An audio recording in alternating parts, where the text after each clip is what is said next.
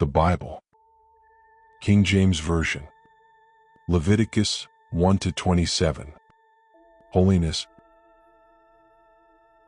Laws for burnt offerings. The Lord called Moses and spoke to him from the tent of meeting, saying, "Speak to the people of Israel and say to them, when any one of you brings an offering to the Lord, you shall bring your offering of livestock from the herd or from the flock. If his offering is a burnt offering from the herd, he shall offer a male without blemish. He shall bring it to the entrance of the tent of meeting, that he may be accepted before the Lord. He shall lay his hand on the head of the burnt offering, and it shall be accepted for him to make atonement for him. Then he shall kill the bull before the Lord, and Aaron's sons the priests shall bring the blood and throw the blood against the sides of the altar that is at the entrance of the tent of meeting. Then he shall flay the burnt offering and cut it into pieces, and the sons of Aaron the priest shall put fire on the altar and arrange wood on the fire. And Aaron's sons the priests shall arrange the pieces, the head and the fat, on the wood that is on the fire on the altar, but its entrails and its legs he shall wash with water. And the priest shall burn all of it on the altar, as a burnt offering, a food offering with a pleasing aroma to the Lord. If his gift for a burnt offering is from the flock, from the sheep or goats, he shall bring a male without blemish, and he shall kill it on the north side of the altar before the Lord, and Aaron's sons the priests shall throw its blood against the sides of the altar. And he shall cut it into pieces, with its head and its fat, and the priest shall arrange them on the wood that is on the fire on the altar, but the entrails and the legs he shall wash with water. And the priest shall offer all of it and burn it on the altar. It is a burnt offering, a food offering with a pleasing aroma to the Lord. If his offering to the Lord is a burnt offering of birds, then he shall bring his offering of turtle doves or pigeons. And the priest shall bring it to the altar and wring off its head and burn it on the altar. Its blood shall be drained out on the side of the altar. He shall remove its crop with its contents and cast it beside the altar on the east side, in the place for ashes. He shall tear it open by its wings, but shall not sever it completely. And the priest shall burn it on the altar, on the wood that is on the fire. It is a burnt offering, a food offering with a pleasing aroma to the Lord. Laws for grain offerings. When anyone brings a grain offering as an offering to the Lord, his offering shall be of fine flour. He shall pour oil on it and put frankincense on it and bring it to Aaron's sons the priests. And he shall take from it a handful of the fine flour and oil, with all of its frankincense, and the priest shall burn this as its memorial portion on the altar, a food offering with a pleasing aroma to the Lord. But the rest of the grain offering shall be for Aaron and his sons. It is a most holy part of the Lord's food offerings. When you bring a grain offering baked in the oven as an offering, it shall be unleavened loaves of fine flour mixed with oil or unleavened wafers smeared with oil. And if your offering is a grain offering baked on a griddle, it shall be of fine flour unleavened, mixed with oil. You shall break it in pieces and pour oil on it. It is a grain offering. And if your offering is a grain offering cooked in a pan, it shall be made of fine flour with oil. And you shall bring the grain offering that is made of these things to the Lord, and when it is presented to the priest, he shall bring it to the altar. And the priest shall take from the grain offering its memorial portion and burn this on the altar, a food offering with a pleasing aroma to the Lord. But the rest of the grain offering shall be for Aaron and his sons. It is a most holy part of the Lord's food offerings. No grain offering that you bring to the Lord shall be made with leaven, for you shall burn no leaven nor any honey as a food offering to the Lord. As an offering of first fruits you may bring them to the Lord, but they shall not be offered on the altar for a pleasing aroma. You shall season all your grain offerings with salt. You shall not let the salt of the covenant with your God be missing from your grain offering. With all your offerings you shall offer salt. If you offer a grain offering of first fruits to the Lord, you shall offer for the grain offering of your first fruits fresh ears, roasted with fire, crushed new grain. And you shall put oil on it and lay frankincense on it. It is a grain offering. And the priest shall burn as its memorial portion some of the crushed grain and some of the oil with all of its frankincense. It is a food offering to the Lord. Laws for peace offerings. If his offering is a sacrifice of peace offering, if he offers an animal from the herd, male or female, he shall offer it without blemish before the Lord. And he shall lay his hand on the head of his offering and kill it at the entrance of the tent of meeting, and Aaron's sons the priests shall throw the blood against the sides of the altar. And from the sacrifice of the peace offering as a food offering to the Lord, he shall offer the fat covering the entrails and all the fat that is on the entrails, and the 2 kidneys with the fat that is on them at the loins, and the long lobe of the liver that he shall remove with the kidneys. Then Aaron's sons shall burn it on the altar on top of the burnt offering, which is on the wood on the fire. It is a food offering with a pleasing aroma to the Lord. If his offering for a sacrifice of peace offering to the Lord is an animal from the flock, male or female, he shall offer it without blemish. If he offers a lamb for his offering, then he shall offer it before the Lord, lay his hand on the head of his offering, and kill it in front of the tent of meeting, and Aaron's sons shall throw its blood against the sides of the altar. Then from the sacrifice of the peace offering he shall offer as a food offering to the Lord its fat. He shall remove the whole fat tail, cut off close to the backbone, and the fat that covers the entrails and all the fat that is on the entrails and the 2 kidneys with the fat that is on them at the loins and the long lobe of the liver that he shall remove with the kidneys. And the priest shall burn it on the altar as a food offering to the Lord. If his offering is a goat, then he shall offer it before the Lord and lay his hand on its head and kill it in front of the tent of meeting, and the sons of Aaron shall throw its blood against the sides of the altar. Then he shall offer from it, as his offering for a food offering to the Lord, the fat covering the entrails and all the fat that is on the entrails and the 2 kidneys with the fat that is on them at the loins and the long lobe of the liver that he shall remove with the kidneys. And the priest shall burn them on the altar as a food offering with a pleasing aroma. All fat is the Lord's.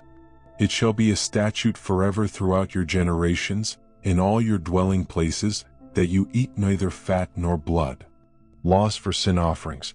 And the Lord spoke to Moses, saying, Speak to the people of Israel, saying, If anyone sins unintentionally in any of the Lord's commandments about things not to be done, and does any one of them, if it is the anointed priest who sins, thus bringing guilt on the people, then he shall offer for the sin that he has committed a bull from the herd without blemish to the Lord for a sin offering.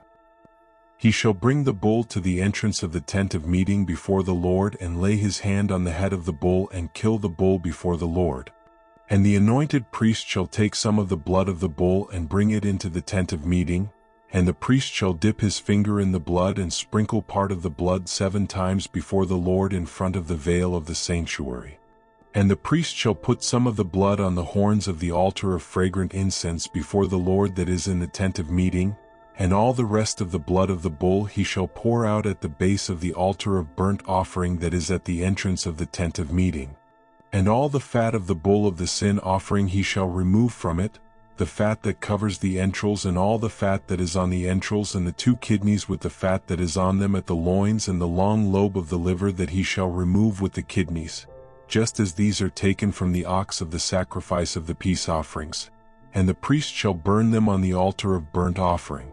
But the skin of the bull and all its flesh, with its head, its legs, its entrails and its dung, all the rest of the bull, he shall carry outside the camp to a clean place, to the ash heap, and shall burn it up on a fire of wood.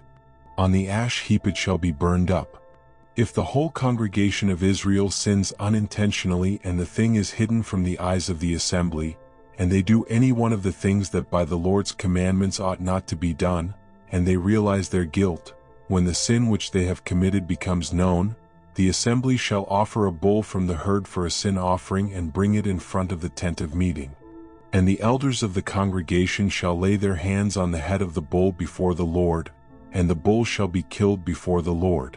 Then the anointed priest shall bring some of the blood of the bull into the tent of meeting, and the priest shall dip his finger in the blood and sprinkle it 7 times before the Lord in front of the veil.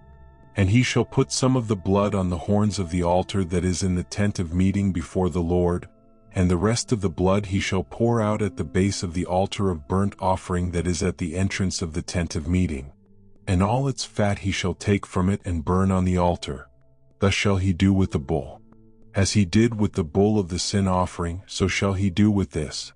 And the priest shall make atonement for them, and they shall be forgiven.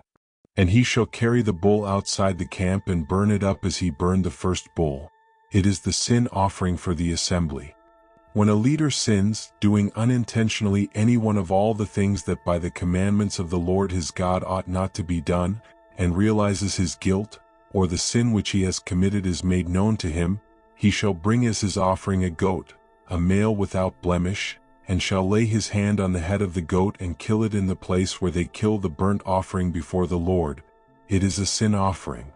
Then the priest shall take some of the blood of the sin offering with his finger and put it on the horns of the altar of burnt offering and pour out the rest of its blood at the base of the altar of burnt offering. And all its fat he shall burn on the altar, like the fat of the sacrifice of peace offerings. So the priest shall make atonement for him for his sin, and he shall be forgiven. If any one of the common people sins unintentionally in doing any one of the things that by the Lord's commandments ought not to be done, and realizes his guilt, or the sin which he has committed is made known to him, he shall bring for his offering a goat, a female without blemish, for his sin which he has committed. And he shall lay his hand on the head of the sin offering and kill the sin offering in the place of burnt offering. And the priest shall take some of its blood with his finger and put it on the horns of the altar of burnt offering and pour out all the rest of its blood at the base of the altar. And all its fat he shall remove, as the fat is removed from the peace offerings, and the priest shall burn it on the altar for a pleasing aroma to the Lord. And the priest shall make atonement for him, and he shall be forgiven. If he brings a lamb as his offering for a sin offering, he shall bring a female without blemish and lay his hand on the head of the sin offering and kill it for a sin offering in the place where they kill the burnt offering. Then the priest shall take some of the blood of the sin offering with his finger and put it on the horns of the altar of burnt offering and pour out all the rest of its blood at the base of the altar. And all its fat he shall remove as the fat of the lamb is removed from the sacrifice of peace offerings, and the priest shall burn it on the altar, on top of the Lord's food offerings. And the priest shall make atonement for him for the sin which he has committed, and he shall be forgiven. If anyone sins in that he hears a public adjuration to testify, and though he is a witness, whether he has seen or come to know the matter, yet does not speak, he shall bear his iniquity. Or if anyone touches an unclean thing, whether a carcass of an unclean wild animal or a carcass of unclean livestock or a carcass of unclean swarming things, and it is hidden from him and he has become unclean, and he realizes his guilt, or if he touches human uncleanness, of whatever sort the uncleanness may be with which one becomes unclean, and it is hidden from him when he comes to know it and realizes his guilt, or if anyone utters with his lips a rash oath to do evil or to do good, any sort of rash oath that people swear, and it is hidden from him when he comes to know it, and he realizes his guilt in any of these. When he realizes his guilt in any of these and confesses the sin he has committed, he shall bring to the Lord as his compensation for the sin that he has committed, a female from the flock, a lamb or a goat for a sin offering. And the priest shall make atonement for him for his sin. But if he cannot afford a lamb, then he shall bring to the Lord as his compensation for the sin that he has committed 2 turtle doves or 2 pigeons, one for a sin offering and the other for a burnt offering. He shall bring them to the priest, who shall offer first the one for the sin offering. He shall wring its head from its neck but shall not sever it completely, and he shall sprinkle some of the blood of the sin offering on the side of the altar, while the rest of the blood shall be drained out at the base of the altar. It is a sin offering. Then he shall offer the second for a burnt offering according to the rule. And the priest shall make atonement for him for the sin that he has committed, and he shall be forgiven. But if he cannot afford 2 turtle doves or 2 pigeons, then he shall bring as his offering for the sin that he has committed 1/10 of an ephah of fine flour for a sin offering.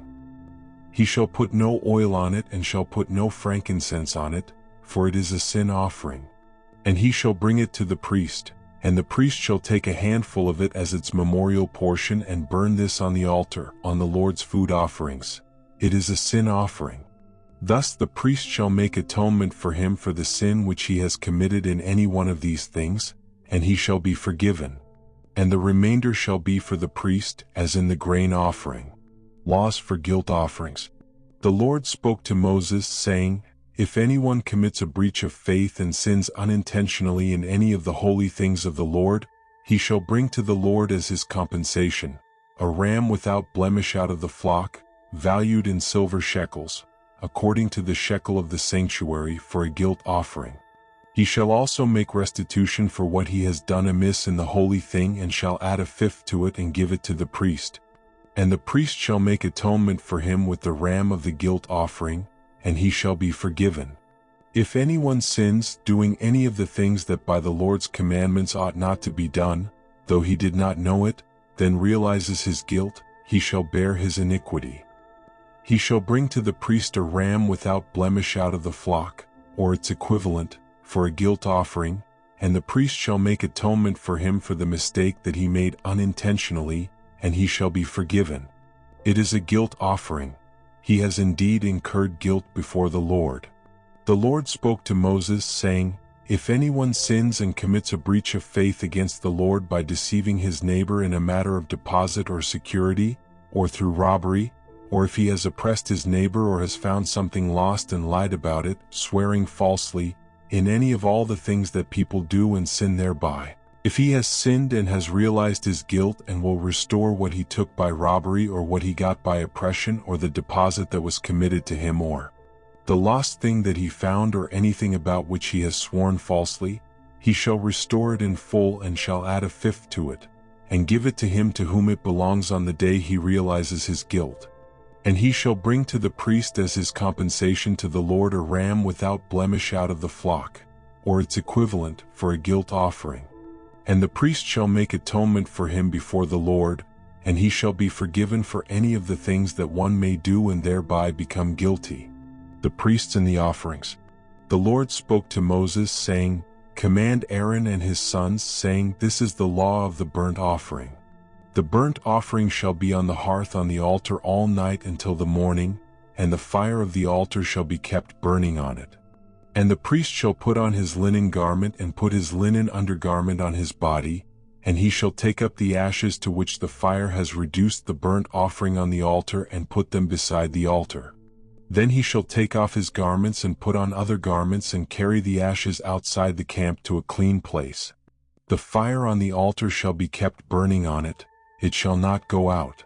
The priest shall burn wood on it every morning, and he shall arrange the burnt offering on it and shall burn on it the fat of the peace offerings. Fire shall be kept burning on the altar continually, it shall not go out. And this is the law of the grain offering. The sons of Aaron shall offer it before the Lord in front of the altar. And one shall take from it a handful of the fine flour of the grain offering and its oil and all the frankincense that is on the grain offering, and burn this as its memorial portion on the altar, a pleasing aroma to the Lord. And the rest of it Aaron and his sons shall eat. It shall be eaten unleavened in a holy place. In the court of the tent of meeting they shall eat it. It shall not be baked with leaven. I have given it as their portion of my food offerings. It is a thing most holy, like the sin offering and the guilt offering. Every male among the children of Aaron may eat of it, as decreed forever throughout your generations, from the Lord's food offerings. Whatever touches them shall become holy.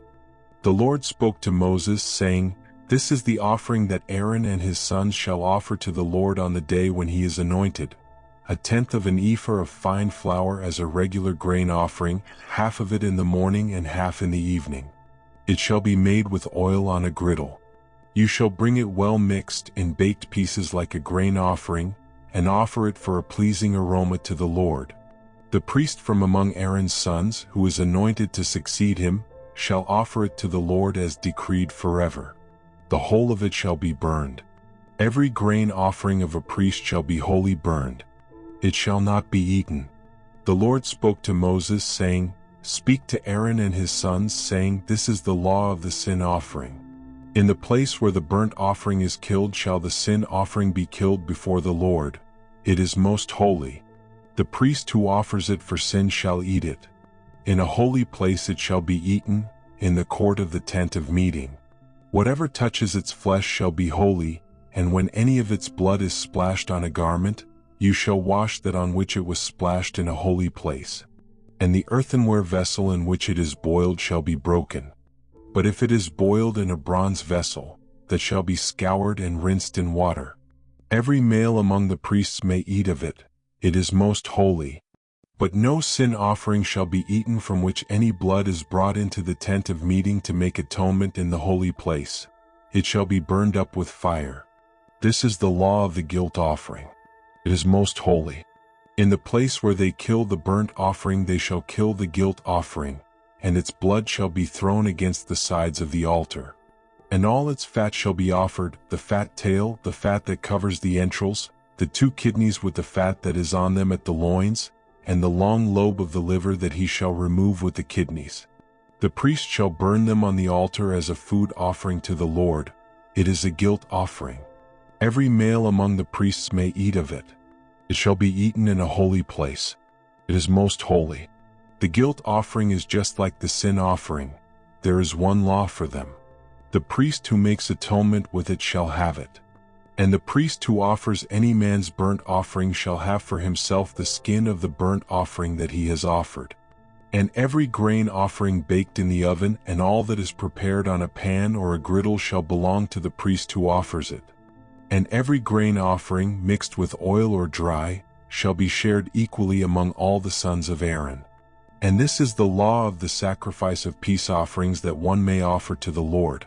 If he offers it for a thanksgiving, then he shall offer with the thanksgiving sacrifice unleavened loaves mixed with oil, unleavened wafers smeared with oil, and loaves of fine flour well mixed with oil. With the sacrifice of his peace offerings for thanksgiving he shall bring his offering with loaves of leavened bread. And from it he shall offer 1 loaf from each offering as a gift to the Lord. It shall belong to the priest who throws the blood of the peace offerings. And the flesh of the sacrifice of his peace offerings for thanksgiving shall be eaten on the day of his offering. He shall not leave any of it until the morning. But if the sacrifice of his offering is a vow offering or a freewill offering, it shall be eaten on the day that he offers his sacrifice, and on the next day what remains of it shall be eaten. But what remains of the flesh of the sacrifice on the 3rd day shall be burned up with fire. If any of the flesh of the sacrifice of his peace offering is eaten on the 3rd day, he who offers it shall not be accepted, neither shall it be credited to him. It is tainted, and he who eats of it shall bear his iniquity. Flesh that touches any unclean thing shall not be eaten. It shall be burned up with fire. All who are clean may eat flesh, but the person who eats of the flesh of the sacrifice of the Lord's peace offerings while an uncleanness is on him, that person shall be cut off from his people. And if anyone touches an unclean thing, whether human uncleanness or an unclean beast or any unclean detestable creature, and then eats some flesh from the sacrifice of the Lord's peace offerings, that person shall be cut off from his people. The Lord spoke to Moses, saying, Speak to the people of Israel, saying, You shall eat no fat of ox or sheep or goat. The fat of an animal that dies of itself and the fat of one that is torn by beasts may be put to any other use, but on no account shall you eat it. For every person who eats of the fat of an animal of which a food offering may be made to the Lord shall be cut off from his people. Moreover, you shall eat no blood whatever, whether of fowl or of animal, in any of your dwelling places. Whoever eats any blood, that person shall be cut off from his people. The Lord spoke to Moses, saying, Speak to the people of Israel, saying, Whoever offers the sacrifice of his peace offerings to the Lord shall bring his offering to the Lord from the sacrifice of his peace offerings. His own hands shall bring the Lord's food offerings. He shall bring the fat with the breast, that the breast may be waved as a wave offering before the Lord. The priest shall burn the fat on the altar, but the breast shall be for Aaron and his sons. And the right thigh you shall give to the priest as a contribution from the sacrifice of your peace offerings. Whoever among the sons of Aaron offers the blood of the peace offerings and the fat shall have the right thigh for a portion. For the breast that is waved and the thigh that is contributed I have taken from the people of Israel out of the sacrifices of their peace offerings, and have given them to Aaron the priest and to his sons, as a perpetual due from the people of Israel. This is the portion of Aaron and of his sons from the Lord's food offerings, from the day they were presented to serve as priests of the Lord. The Lord commanded this to be given them by the people of Israel, from the day that he anointed them. It is a perpetual due throughout their generations. This is the law of the burnt offering, of the grain offering, of the sin offering, of the guilt offering, of the ordination offering, and of the peace offering, which the Lord commanded Moses on Mount Sinai, on the day that he commanded the people of Israel to bring their offerings to the Lord, in the wilderness of Sinai. Consecration of Aaron and his sons. The Lord spoke to Moses, saying, "Take Aaron and his sons with him, and the garments and the anointing oil and the bull of the sin offering and the 2 rams and the basket of unleavened bread, and assemble all the congregation at the entrance of the tent of meeting." And Moses did as the Lord commanded him, and the congregation was assembled at the entrance of the tent of meeting. And Moses said to the congregation, "This is the thing that the Lord has commanded to be done." And Moses brought Aaron and his sons and washed them with water. And he put the coat on him and tied the sash around his waist and clothed him with the robe and put the ephod on him and tied the skillfully woven band of the ephod around him, binding it to him with the band. And he placed the breastpiece on him, and in the breastpiece he put the Urim and the Thummim. And he set the turban on his head, and on the turban in front he set the golden plate, the holy crown, as the Lord commanded Moses.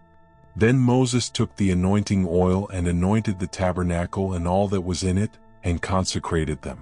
And he sprinkled some of it on the altar 7 times, and anointed the altar and all its utensils and the basin and its stand to consecrate them. And he poured some of the anointing oil on Aaron's head and anointed him to consecrate him. And Moses brought Aaron's sons and clothed them with coats and tied sashes around their waists and bound caps on them, as the Lord commanded Moses. Then he brought the bull of the sin offering, and Aaron and his sons laid their hands on the head of the bull of the sin offering. And he killed it, and Moses took the blood, and with his finger put it on the horns of the altar around it and purified the altar and poured out the blood at the base of the altar and consecrated it to make atonement for it.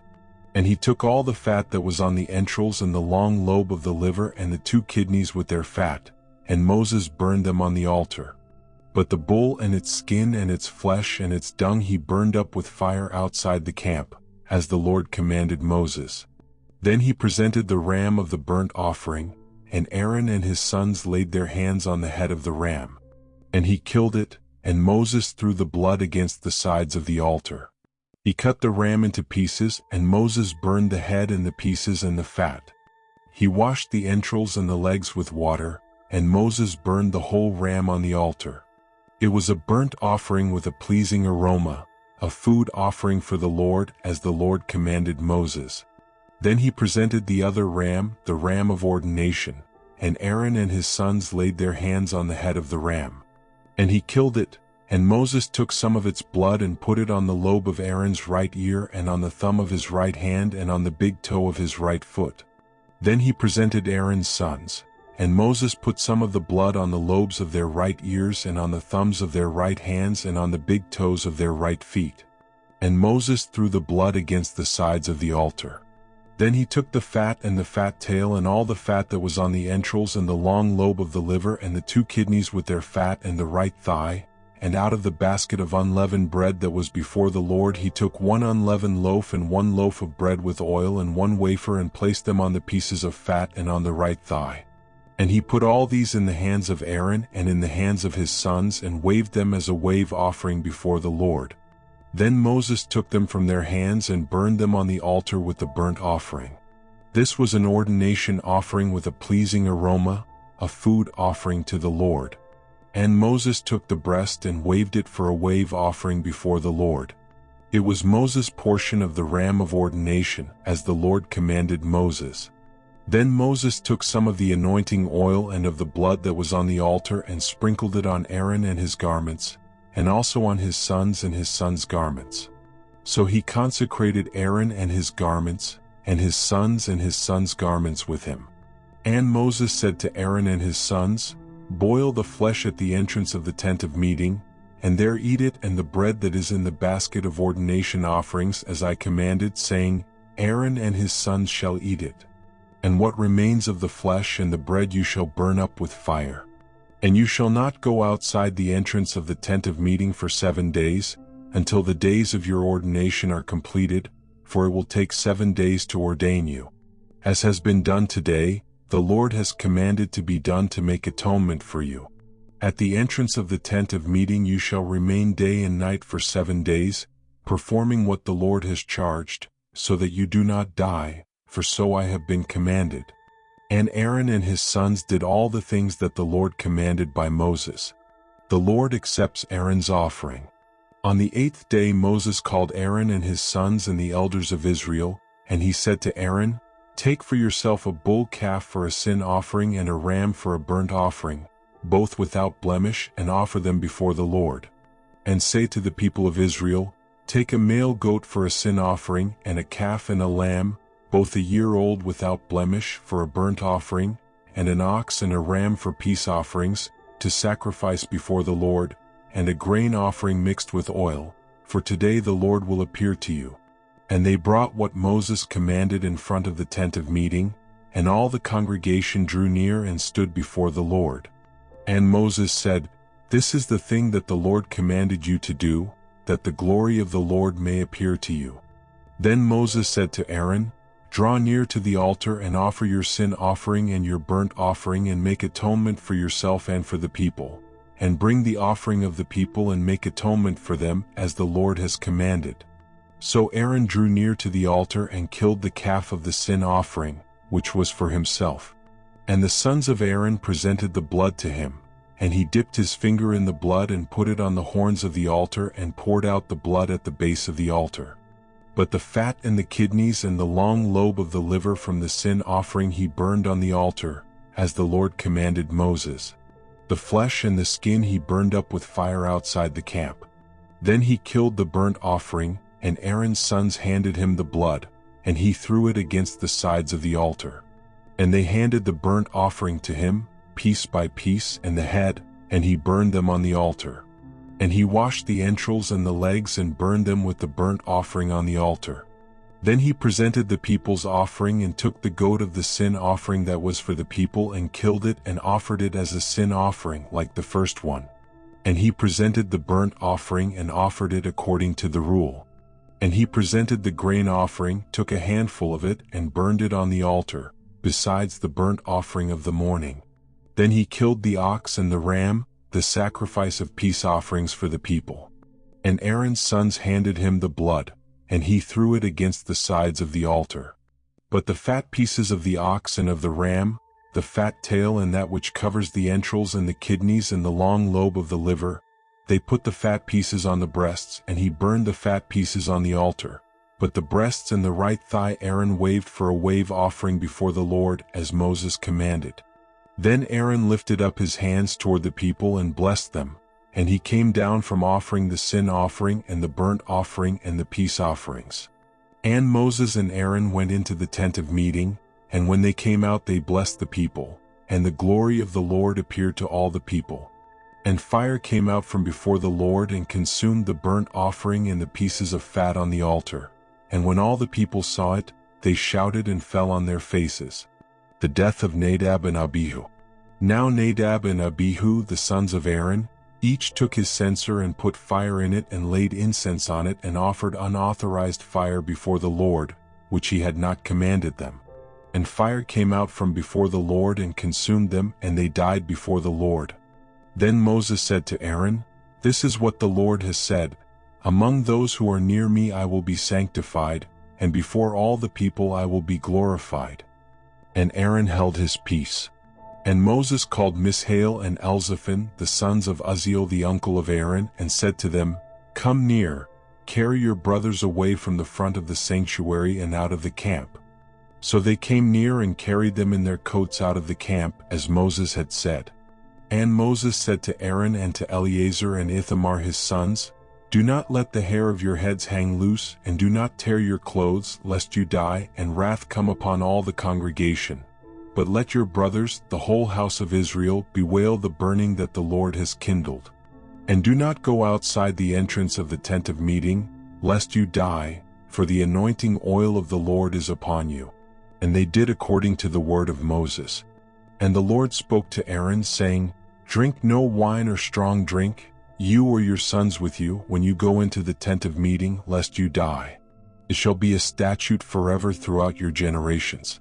You are to distinguish between the holy and the common, and between the unclean and the clean, and you are to teach the people of Israel all the statutes that the Lord has spoken to them by Moses. Moses spoke to Aaron and to Eleazar and Ithamar, his surviving sons, Take the grain offering that is left of the Lord's food offerings, and eat it unleavened beside the altar, for it is most holy. You shall eat it in a holy place, because it is your due and your sons' due from the Lord's food offerings, for so I am commanded. But the breast that is waved and the thigh that is contributed you shall eat in a clean place, you and your sons and your daughters with you, for they are given as your due and your sons' due from the sacrifices of the peace offerings of the people of Israel. The thigh that is contributed and the breast that is waved they shall bring with the food offerings of the fat pieces to wave for a wave offering before the Lord, and it shall be yours and your sons with you as a due forever, as the Lord has commanded. Now Moses diligently inquired about the goat of the sin offering, and behold, it was burned up. And he was angry with Eleazar and Ithamar, the surviving sons of Aaron, saying, Why have you not eaten the sin offering in the place of the sanctuary, since it is a thing most holy and has been given to you that you may bear the iniquity of the congregation, to make atonement for them before the Lord? Behold, its blood was not brought into the inner part of the sanctuary. You certainly ought to have eaten it in the sanctuary as I commanded. And Aaron said to Moses, Behold, today they have offered their sin offering and their burnt offering before the Lord, and yet such things as these have happened to me. If I had eaten the sin offering today, would the Lord have approved? And when Moses heard that, he approved clean and unclean animals. And the Lord spoke to Moses and Aaron, saying to them, Speak to the people of Israel, saying, These are the living things that you may eat among all the animals that are on the earth. Whatever parts the hoof and is cloven-footed and chews the cud, among the animals you may eat. Nevertheless, among those that chew the cud or part the hoof, you shall not eat these. The camel, because it chews the cud but does not part the hoof, is unclean to you. And the rock badger, because it chews the cud but does not part the hoof, is unclean to you. And the hare, because it chews the cud but does not part the hoof, is unclean to you. And the pig, because it parts the hoof and is cloven-footed but does not chew the cud, is unclean to you. You shall not eat any of their flesh, and you shall not touch their carcasses. They are unclean to you. These you may eat of all that are in the waters. Everything in the waters that has fins and scales, whether in the seas or in the rivers, you may eat. But anything in the seas or the rivers that does not have fins and scales, of the swarming creatures in the waters and of the living creatures that are in the waters, is detestable to you. You shall regard them as detestable. You shall not eat any of their flesh, and you shall detest their carcasses. Everything in the waters that does not have fins and scales is detestable to you. And these you shall detest among the birds. They shall not be eaten. They are detestable. The eagle, the bearded vulture, the black vulture, the kite, the falcon of any kind, every raven of any kind, the ostrich, the nighthawk, the seagull, the hawk of any kind, the little owl, the cormorant, the short-eared owl, the barn owl, the tawny owl, the carrion vulture, the stork, the heron of any kind, the hoopoe, and the bat. All winged insects that go on all fours are detestable to you. Yet among the winged insects that go on all fours you may eat those that have jointed legs above their feet, with which to hop on the ground. Of them you may eat the locust of any kind, the bald locust of any kind, the cricket of any kind, and the grasshopper of any kind. But all other winged insects that have 4 feet are detestable to you, and by these you shall become unclean. Whoever touches their carcass shall be unclean until the evening, and whoever carries any part of their carcass shall wash his clothes and be unclean until the evening. Every animal that parts the hoof but is not cloven-footed or does not chew the cud is unclean to you. Everyone who touches them shall be unclean. And all that walk on their paws, among the animals that go on all fours, are unclean to you. Whoever touches their carcass shall be unclean until the evening, And he who carries their carcass shall wash his clothes and be unclean until the evening. They are unclean to you. And these are unclean to you among the swarming things that swarm on the ground: the mole rat, the mouse, the great lizard of any kind, the gecko, the monitor lizard, the sand lizard, and the chameleon. These are unclean to you among all that swarm. Whoever touches them when they are dead shall be unclean until the evening. And anything on which any of them falls when they are dead shall be unclean, whether it is an article of wood or a garment or a skin or a sack, any article that is used for any purpose. It must be put into water, and it shall be unclean until the evening. Then it shall be clean. And if any of them falls into any earthenware vessel, all that is in it shall be unclean, and you shall break it. Any food in it that could be eaten, on which water comes, shall be unclean. And all drink that could be drunk from every such vessel shall be unclean. And everything on which any part of their carcass falls shall be unclean. Whether oven or stove, it shall be broken in pieces. They are unclean and shall remain unclean for you. Nevertheless, a spring or a cistern holding water shall be clean, but whoever touches a carcass in them shall be unclean. And if any part of their carcass falls upon any seed grain that is to be sown, it is clean, but if water is put on the seed and any part of their carcass falls on it, it is unclean to you. And if any animal which you may eat dies, whoever touches its carcass shall be unclean until the evening, and whoever eats of its carcass shall wash his clothes and be unclean until the evening. And whoever carries the carcass shall wash his clothes and be unclean until the evening. Every swarming thing that swarms on the ground is detestable, it shall not be eaten. Whatever goes on its belly, and whatever goes on all fours, or whatever has many feet, any swarming thing that swarms on the ground, you shall not eat, for they are detestable. You shall not make yourselves detestable with any swarming thing that swarms, and you shall not defile yourselves with them, and become unclean through them. For I am the Lord your God. Consecrate yourselves therefore, and be holy, for I am holy. You shall not defile yourselves with any swarming thing that crawls on the ground. For I am the Lord who brought you up out of the land of Egypt to be your God. You shall therefore be holy, for I am holy.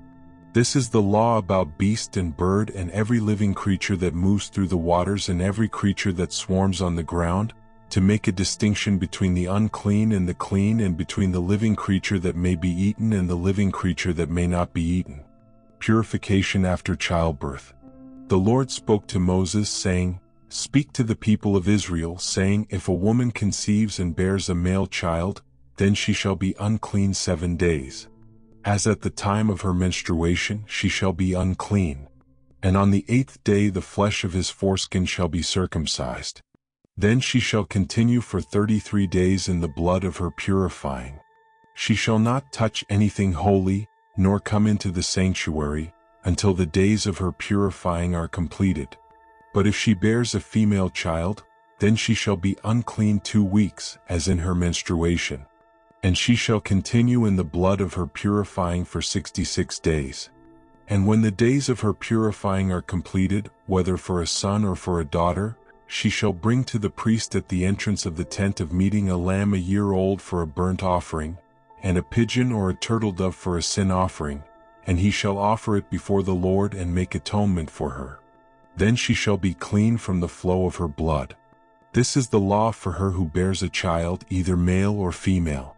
And if she cannot afford a lamb, then she shall take 2 turtle doves or 2 pigeons, one for a burnt offering and the other for a sin offering.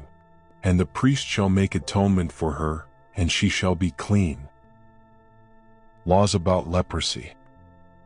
The Lord spoke to Moses and Aaron, saying, When a person has on the skin of his body a swelling or an eruption or a spot, and it turns into a case of leprous disease on the skin of his body, then he shall be brought to Aaron the priest or to one of his sons the priests, and the priest shall examine the diseased area on the skin of his body. And if the hair in the diseased area has turned white and the disease appears to be deeper than the skin of his body, it is a case of leprous disease. When the priest has examined him, he shall pronounce him unclean. But if the spot is white in the skin of his body and appears no deeper than the skin, and the hair in it has not turned white, the priest shall shut up the diseased person for 7 days. And the priest shall examine him on the 7th day, and if in his eyes the disease is checked and the disease has not spread in the skin, then the priest shall shut him up for another 7 days. And the priest shall examine him again on the 7th day, and if the diseased area has faded and the disease has not spread in the skin, then the priest shall pronounce him clean. It is only an eruption. And he shall wash his clothes and be clean. But if the eruption spreads in the skin, after he has shown himself to the priest for his cleansing, he shall appear again before the priest. And the priest shall look, and if the eruption has spread in the skin, then the priest shall pronounce him unclean. It is a leprous disease. When a man is afflicted with a leprous disease, he shall be brought to the priest, and the priest shall look. And if there is a white swelling in the skin that has turned the hair white, and there is raw flesh in the swelling, it is a chronic leprous disease in the skin of his body, and the priest shall pronounce him unclean. He shall not shut him up, for he is unclean. And if the leprous disease breaks out in the skin so that the leprous disease covers all the skin of the diseased person from head to foot, so far as the priest can see, then the priest shall look, and if the leprous disease has covered all his body, he shall pronounce him clean of the disease. It has all turned white, and he is clean. But when raw flesh appears on him, he shall be unclean. And the priest shall examine the raw flesh and pronounce him unclean. Raw flesh is unclean, for it is a leprous disease. But if the raw flesh recovers and turns white again, then he shall come to the priest, and the priest shall examine him, and if the disease has turned white, then the priest shall pronounce the diseased person clean. He is clean. If there is in the skin of one's body a boil and it heals, and in the place of the boil there comes a white swelling or a reddish-white spot, then it shall be shown to the priest. And the priest shall look, and if it appears deeper than the skin and its hair has turned white, then the priest shall pronounce him unclean. It is a case of leprous disease that has broken out in the boil. But if the priest examines it and there is no white hair in it and it is not deeper than the skin, but has faded, then the priest shall shut him up 7 days. And if it spreads in the skin, then the priest shall pronounce him unclean. It is a disease. But if the spot remains in one place and does not spread, it is the scar of the boil, and the priest shall pronounce him clean. Or when the body has a burn on its skin and the raw flesh of the burn becomes a spot, reddish-white or white, the priest shall examine it, and if the hair in the spot has turned white and it appears deeper than the skin, then it is a leprous disease. It has broken out in the burn, and the priest shall pronounce him unclean. It is a case of leprous disease. But if the priest examines it and there is no white hair in the spot and it is no deeper than the skin, but has faded, the priest shall shut him up 7 days, and the priest shall examine him the 7th day. If it is spreading in the skin, then the priest shall pronounce him unclean. It is a case of leprous disease. But if the spot remains in one place and does not spread in the skin, but has faded, it is a swelling from the burn, and the priest shall pronounce him clean, for it is the scar of the burn. When a man or woman has a disease on the head or the beard, the priest shall examine the disease. And if it appears deeper than the skin, and the hair in it is yellow and thin, then the priest shall pronounce him unclean. It is an itch, a leprous disease of the head or the beard. And if the priest examines the itching disease and it appears no deeper than the skin and there is no black hair in it, then the priest shall shut up the person with the itching disease for 7 days, and on the 7th day the priest shall examine the disease. If the itch has not spread and there is in it no yellow hair, and the itch appears to be no deeper than the skin, then he shall shave himself, but the itch he shall not shave, and the priest shall shut up the person with the itching disease for another 7 days. And on the 7th day the priest shall examine the itch, and if the itch has not spread in the skin and it appears to be no deeper than the skin, then the priest shall pronounce him clean. And he shall wash his clothes and be clean. But if the itch spreads in the skin after his cleansing, then the priest shall examine him, and if the itch has spread in the skin, the priest need not seek for the yellow hair. He is unclean. But if in his eyes the itch is unchanged and black hair has grown in it, the itch is healed and he is clean, and the priest shall pronounce him clean. When a man or a woman has spots on the skin of the body, white spots, the priest shall look, and if the spots on the skin of the body are of a dull white, it is leukoderma that has broken out in the skin. He is clean. If a man's hair falls out from his head, he is bald. He is clean. And if a man's hair falls out from his forehead, he has baldness of the forehead. He is clean. But if there is on the bald head or the bald forehead a reddish-white diseased area, it is a leprous disease breaking out on his bald head or his bald forehead. Then the priest shall examine him, and if the diseased swelling is reddish-white on his bald head or on his bald forehead, like the appearance of leprous disease in the skin of the body, he is a leprous man, he is unclean. The priest must pronounce him unclean. His disease is on his head.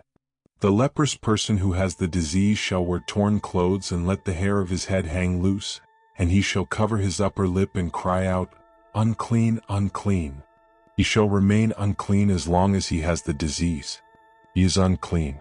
He shall live alone. His dwelling shall be outside the camp.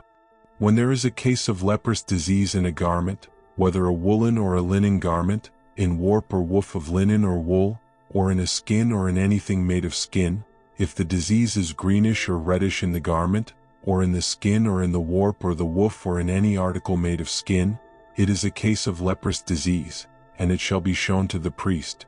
And the priest shall examine the disease and shut up that which has the disease for 7 days. Then he shall examine the disease on the 7th day. If the disease has spread in the garment, in the warp or the woof, or in the skin, whatever be the use of the skin, the disease is a persistent leprous disease. It is unclean. And he shall burn the garment, or the warp or the woof, the wool or the linen, or any article made of skin that is diseased, for it is a persistent leprous disease. It shall be burned in the fire. And if the priest examines, and if the disease has not spread in the garment, in the warp or the woof or in any article made of skin, then the priest shall command that they wash the thing in which is the disease, and he shall shut it up for another 7 days. And the priest shall examine the diseased thing after it has been washed. And if the appearance of the diseased area has not changed, though the disease has not spread, it is unclean. You shall burn it in the fire, whether the rod is on the back or on the front. But if the priest examines, and if the diseased area has faded after it has been washed, he shall tear it out of the garment or the skin or the warp or the woof. Then if it appears again in the garment, in the warp or the woof, or in any article made of skin, it is spreading. You shall burn with fire whatever has the disease. But the garment or the warp or the woof, or any article made of skin from which the disease departs when you have washed it, shall then be washed a second time, and be clean. This is the law for a case of leprous disease in a garment of wool or linen, either in the warp or the woof, or in any article made of skin, to determine whether it is clean or unclean. Laws for cleansing lepers. The Lord spoke to Moses, saying, "This shall be the law of the leprous person for the day of his cleansing. He shall be brought to the priest, and the priest shall go out of the camp, and the priest shall look. Then, if the case of leprous disease is healed in the leprous person, the priest shall command them to take for him who is to be cleansed 2 live clean birds and cedar wood and scarlet yarn and hyssop. And the priest shall command them to kill one of the birds in an earthenware vessel over fresh water. He shall take the live bird with the cedar wood and the scarlet yarn and the hyssop, and dip them and the live bird in the blood of the bird that was killed over the fresh water. And he shall sprinkle it 7 times on him who is to be cleansed of the leprous disease. Then he shall pronounce him clean and shall let the living bird go into the open field. And he who is to be cleansed shall wash his clothes and shave off all his hair and bathe himself in water, and he shall be clean. And after that he may come into the camp, but live outside his tent 7 days. And on the 7th day he shall shave off all his hair from his head, his beard, and his eyebrows. He shall shave off all his hair, and then he shall wash his clothes and bathe his body in water, and he shall be clean. And on the 8th day he shall take 2 male lambs without blemish, and 1 ewe lamb a year old without blemish, and a grain offering of 3/10 of an ephah of fine flour mixed with oil, and 1 log of oil. And the priest who cleanses him shall set the man who is to be cleansed and these things before the Lord, at the entrance of the tent of meeting. And the priest shall take one of the male lambs and offer it for a guilt offering, along with the log of oil, and wave them for a wave offering before the Lord. And he shall kill the lamb in the place where they kill the sin offering and the burnt offering, in the place of the sanctuary. For the guilt offering, like the sin offering, belongs to the priest. It is most holy. The priest shall take some of the blood of the guilt offering, and the priest shall put it on the lobe of the right ear of him who is to be cleansed, and on the thumb of his right hand, and on the big toe of his right foot. Then the priest shall take some of the log of oil and pour it into the palm of his own left hand, and dip his right finger in the oil that is in his left hand, and sprinkle some oil with his finger 7 times before the Lord. And some of the oil that remains in his hand the priest shall put on the lobe of the right ear of him who is to be cleansed, and on the thumb of his right hand, and on the big toe of his right foot, on top of the blood of the guilt offering. And the rest of the oil that is in the priest's hand he shall put on the head of him who is to be cleansed. Then the priest shall make atonement for him before the Lord. The priest shall offer the sin offering, to make atonement for him who is to be cleansed from his uncleanness. And afterward he shall kill the burnt offering. And the priest shall offer the burnt offering and the grain offering on the altar. Thus the priest shall make atonement for him, and he shall be clean. But if he is poor and cannot afford so much, then he shall take 1 male lamb for a guilt offering to be waved, to make atonement for him, and 1/10 of an ephah of fine flour mixed with oil for a grain offering, and a log of oil. Also 2 turtle doves or 2 pigeons, whichever he can afford. The one shall be a sin offering and the other a burnt offering. And on the 8th day he shall bring them for his cleansing to the priest, to the entrance of the tent of meeting before the Lord. And the priest shall take the lamb of the guilt offering and the log of oil, and the priest shall wave them for a wave offering before the Lord. And he shall kill the lamb of the guilt offering. And the priest shall take some of the blood of the guilt offering and put it on the lobe of the right ear of him who is to be cleansed, and on the thumb of his right hand, and on the big toe of his right foot. And the priest shall pour some of the oil into the palm of his own left hand, and shall sprinkle with his right finger some of the oil that is in his left hand 7 times before the Lord. And the priest shall put some of the oil that is in his hand on the lobe of the right ear of him who is to be cleansed, and on the thumb of his right hand, and on the big toe of his right foot, in the place where the blood of the guilt offering was put. And the rest of the oil that is in the priest's hand he shall put on the head of him who is to be cleansed, to make atonement for him before the Lord. And he shall offer of the turtle doves or pigeons, whichever he can afford, 1 for a sin offering and the other for a burnt offering, along with a grain offering. And the priest shall make atonement before the Lord for him who is being cleansed. This is the law for him in whom is a case of leprous disease, who cannot afford the offerings for his cleansing. Laws for cleansing houses. The Lord spoke to Moses and Aaron, saying, When you come into the land of Canaan, which I give you for a possession, and I put a case of leprous disease in a house in the land of your possession, then he who owns the house shall come and tell the priest, There seems to me to be some case of disease in my house. Then the priest shall command that they empty the house before the priest goes to examine the disease, lest all that is in the house be declared unclean. And afterward the priest shall go in to see the house, and he shall examine the disease. And if the disease is in the walls of the house with greenish or reddish spots, and if it appears to be deeper than the surface, then the priest shall go out of the house to the door of the house and shut up the house 7 days. And the priest shall come again on the 7th day and look. If the disease has spread in the walls of the house, then the priest shall command that they take out the stones in which is the disease and throw them into an unclean place outside the city. And he shall have the inside of the house scraped all around, and the plaster that they scrape off they shall pour out in an unclean place outside the city.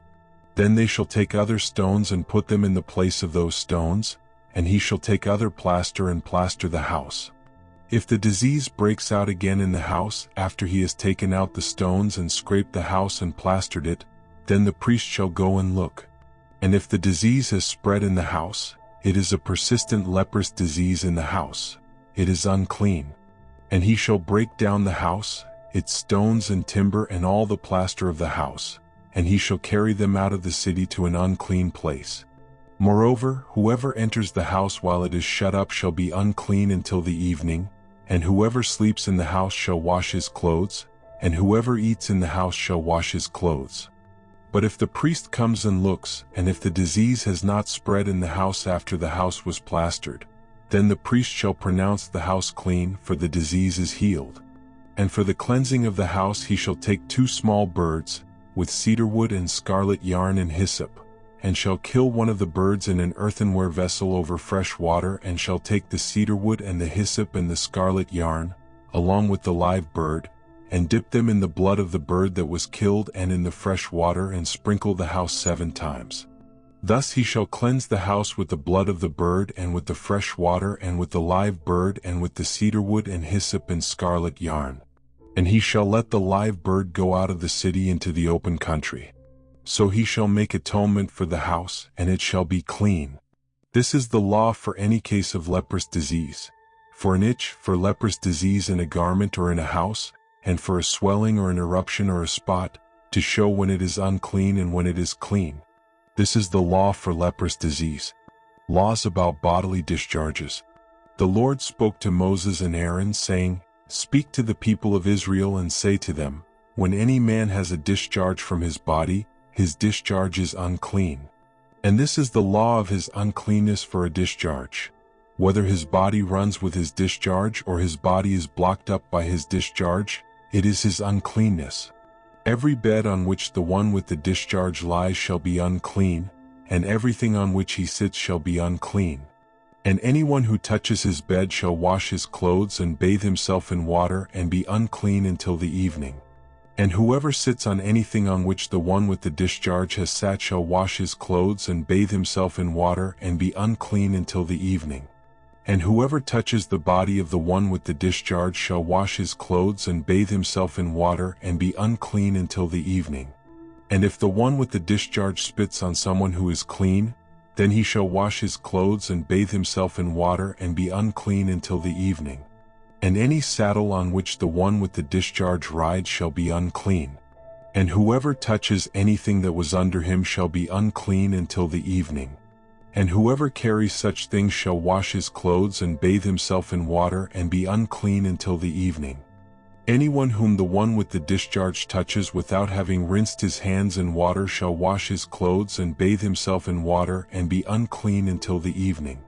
And an earthenware vessel that the one with the discharge touches shall be broken, and every vessel of wood shall be rinsed in water. And when the one with a discharge is cleansed of his discharge, then he shall count for himself 7 days for his cleansing, and wash his clothes. And he shall bathe his body in fresh water and shall be clean. And on the 8th day he shall take 2 turtle doves or 2 pigeons and come before the Lord to the entrance of the tent of meeting and give them to the priest. And the priest shall use them, one for a sin offering and the other for a burnt offering. And the priest shall make atonement for him before the Lord for his discharge. If a man has an emission of semen, he shall bathe his whole body in water and be unclean until the evening. And every garment and every skin on which the semen comes shall be washed with water and be unclean until the evening. If a man lies with a woman and has an emission of semen, both of them shall bathe themselves in water and be unclean until the evening. When a woman has a discharge and the discharge in her body is blood, she shall be in her menstrual impurity for 7 days, and whoever touches her shall be unclean until the evening. And everything on which she lies during her menstrual impurity shall be unclean. Everything also on which she sits shall be unclean. And whoever touches her bed shall wash his clothes and bathe himself in water and be unclean until the evening.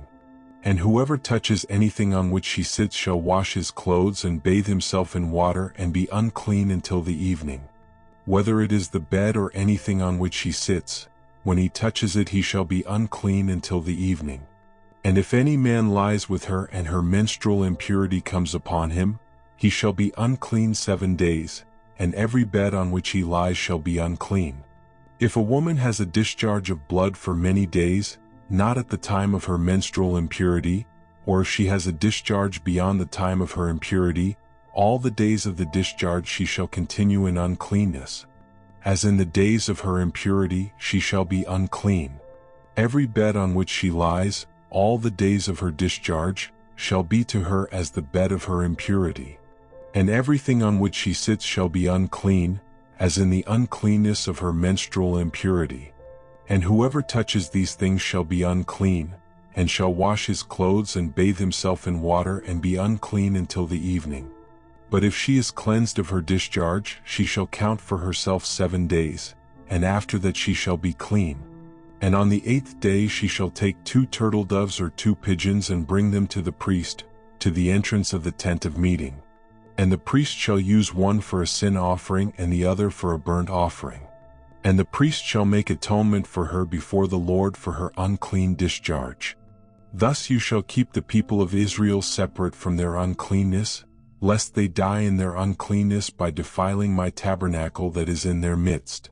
This is the law for him who has a discharge and for him who has an emission of semen, becoming unclean thereby. Also for her who is unwell with her menstrual impurity, that is, for anyone male or female who has a discharge, and for the man who lies with a woman who is unclean. The Day of Atonement. The Lord spoke to Moses after the death of the 2 sons of Aaron, when they drew near before the Lord and died. And the Lord said to Moses, "Tell Aaron your brother not to come at any time into the holy place inside the veil, before the mercy seat that is on the ark, so that he may not die. For I will appear in the cloud over the mercy seat. But in this way Aaron shall come into the holy place, with a bull from the herd for a sin offering and a ram for a burnt offering. He shall put on the holy linen coat and shall have the linen undergarment on his body, and he shall tie the linen sash around his waist, and wear the linen turban. These are the holy garments. He shall bathe his body in water and then put them on. And he shall take from the congregation of the people of Israel 2 male goats for a sin offering, and 1 ram for a burnt offering. Aaron shall offer the bull as a sin offering for himself and shall make atonement for himself and for his house. Then he shall take the 2 goats and set them before the Lord at the entrance of the tent of meeting. And Aaron shall cast lots over the 2 goats, 1 lot for the Lord and the other lot for Azazel. And Aaron shall present the goat on which the lot fell for the Lord and use it as a sin offering, but the goat on which the lot fell for Azazel shall be presented alive before the Lord to make atonement over it, that it may be sent away into the wilderness to Azazel. Aaron shall present the bull as a sin offering for himself, and shall make atonement for himself and for his house. He shall kill the bull as a sin offering for himself. And he shall take a censer full of coals of fire from the altar before the Lord, and 2 handfuls of sweet incense beaten small, and he shall bring it inside the veil and put the incense on the fire before the Lord, that the cloud of the incense may cover the mercy seat that is over the testimony, so that he does not die. And he shall take some of the blood of the bull and sprinkle it with his finger on the front of the mercy seat on the east side, and in front of the mercy seat he shall sprinkle some of the blood with his finger 7 times. Then he shall kill the goat of the sin offering that is for the people and bring its blood inside the veil and do with its blood as he did with the blood of the bull, sprinkling it over the mercy seat and in front of the mercy seat. Thus he shall make atonement for the holy place, because of the uncleannesses of the people of Israel and because of their transgressions, all their sins. And so he shall do for the tent of meeting, which dwells with them in the midst of their uncleannesses. No one may be in the tent of meeting from the time he enters to make atonement in the holy place until he comes out and has made atonement for himself and for his house and for all the assembly of Israel. Then he shall go out to the altar that is before the Lord and make atonement for it, and shall take some of the blood of the bull and some of the blood of the goat, and put it on the horns of the altar all around. And he shall sprinkle some of the blood on it with his finger 7 times, and cleanse it and consecrate it from the uncleannesses of the people of Israel. And when he has made an end of atoning for the holy place and the tent of meeting and the altar, he shall present the live goat. And Aaron shall lay both his hands on the head of the live goat, and confess over it all the iniquities of the people of Israel, and all their transgressions, all their sins. And he shall put them on the head of the goat and send it away into the wilderness by the hand of a man who is in readiness. The goat shall bear all their iniquities on itself to a remote area, and he shall let the goat go free in the wilderness. Then Aaron shall come into the tent of meeting and shall take off the linen garments that he put on when he went into the holy place and shall leave them there. And he shall bathe his body in water in a holy place and put on his garments and come out and offer his burnt offering and the burnt offering of the people and make atonement for himself and for the people. And the fat of the sin offering he shall burn on the altar. And he who lets the goat go to Azazel shall wash his clothes and bathe his body in water, and afterward he may come into the camp. And the bull for the sin offering and the goat for the sin offering, whose blood was brought in to make atonement in the holy place, shall be carried outside the camp. Their skin and their flesh and their dung shall be burned up with fire. And he who burns them shall wash his clothes and bathe his body in water, and afterward he may come into the camp. And it shall be a statute to you forever that in the 7th month, on the 10th day of the month, you shall afflict yourselves and shall do no work, either the native or the stranger who sojourns among you. For on this day shall atonement be made for you to cleanse you. You shall be clean before the Lord from all your sins. It is a Sabbath of solemn rest to you, and you shall afflict yourselves. It is a statute forever. And the priest who is anointed and consecrated as priest in his father's place shall make atonement, wearing the holy linen garments. He shall make atonement for the holy sanctuary, and he shall make atonement for the tent of meeting and for the altar, and he shall make atonement for the priests and for all the people of the assembly. And this shall be a statute forever for you, that atonement may be made for the people of Israel once in the year because of all their sins. And Aaron did as the Lord commanded Moses. The place of sacrifice. And the Lord spoke to Moses, saying, Speak to Aaron and his sons and to all the people of Israel and say to them, This is the thing that the Lord has commanded. If any one of the house of Israel kills an ox or a lamb or a goat in the camp, or kills it outside the camp, and does not bring it to the entrance of the tent of meeting to offer it as a gift to the Lord in front of the tabernacle of the Lord, blood guilt shall be imputed to that man. He has shed blood, and that man shall be cut off from among his people. This is to the end that the people of Israel may bring their sacrifices that they sacrifice in the open field, that they may bring them to the Lord, to the priest at the entrance of the tent of meeting, and sacrifice them as sacrifices of peace offerings to the Lord. And the priest shall throw the blood on the altar of the Lord at the entrance of the tent of meeting and burn the fat for a pleasing aroma to the Lord. So they shall no more sacrifice their sacrifices to goat demons, after whom they whore. This shall be a statute forever for them throughout their generations. And you shall say to them, Any one of the house of Israel, or of the strangers who sojourn among them, who offers a burnt offering or sacrifice and does not bring it to the entrance of the tent of meeting to offer it to the Lord, that man shall be cut off from his people. Laws against eating blood. If any one of the house of Israel or of the strangers who sojourn among them eats any blood, I will set my face against that person who eats blood and will cut him off from among his people. For the life of the flesh is in the blood, and I have given it for you on the altar to make atonement for your souls, for it is the blood that makes atonement by the life. Therefore I have said to the people of Israel, No person among you shall eat blood, neither shall any stranger who sojourns among you eat blood. Anyone also of the people of Israel, or of the strangers who sojourn among them, who takes in hunting any beast or bird that may be eaten shall pour out its blood and cover it with earth. For the life of every creature is its blood is its life. Therefore I have said to the people of Israel, You shall not eat the blood of any creature, for the life of every creature is its blood. Whoever eats it shall be cut off. And every person who eats what dies of itself or what is torn by beasts, whether he is a native or a sojourner, shall wash his clothes and bathe himself in water and be unclean until the evening. Then he shall be clean. But if he does not wash them or bathe his flesh, he shall bear his iniquity. Unlawful sexual relations.